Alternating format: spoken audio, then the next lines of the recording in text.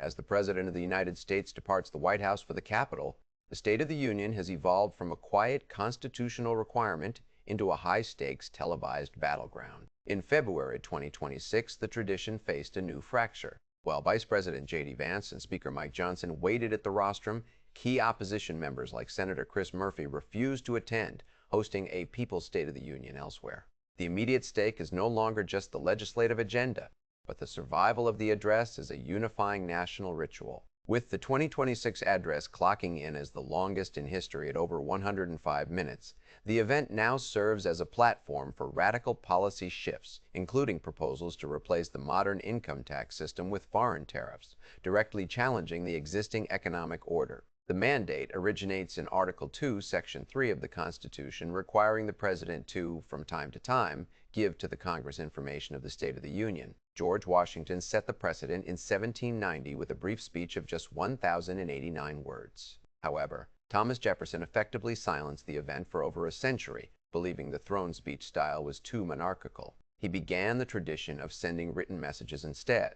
It wasn't until Woodrow Wilson in 1913 that the spoken address returned. Technology later transformed the message. The first radio broadcast in 1923, the first television broadcast in 1947, and Lyndon B. Johnson's 1965 decision to move the speech to prime time to capture a mass audience.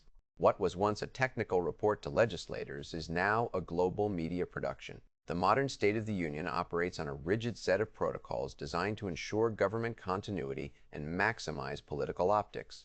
First is the designated survivor. One cabinet member is sequestered at a secure, undisclosed location to ensure the line of presidential succession remains intact if the Capitol is attacked.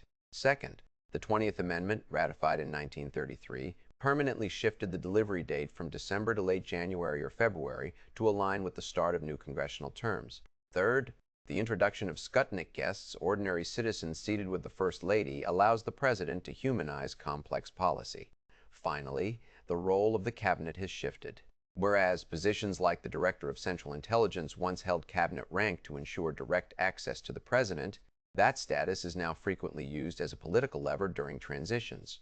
The address currently faces a fundamental clash over its usefulness and decorum. On one side, proponents argue the modern format is a vital democratic tool. They view the primetime spectacle as the President's only opportunity to bypass media gatekeepers and speak directly to the citizenry, providing a clear roadmap of administration goals and forcing Congress to react in real time. On the opposing side, critics argue the event has devolved into theatrical partisanships that undermines the dignity of the office.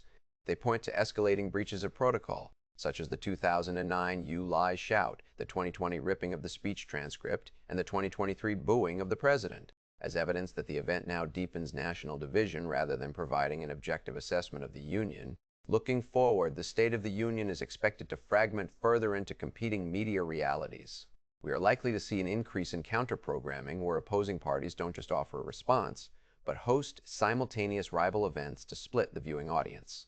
Secondly, the constitutional authority of the President's agenda, specifically regarding tariffs and taxation, is moving toward a Supreme Court showdown as executive branch mandates increasingly bypass traditional legislative consensus. Finally, the trend toward being extremely brief or extremely long will likely stabilize into clip-driven speeches.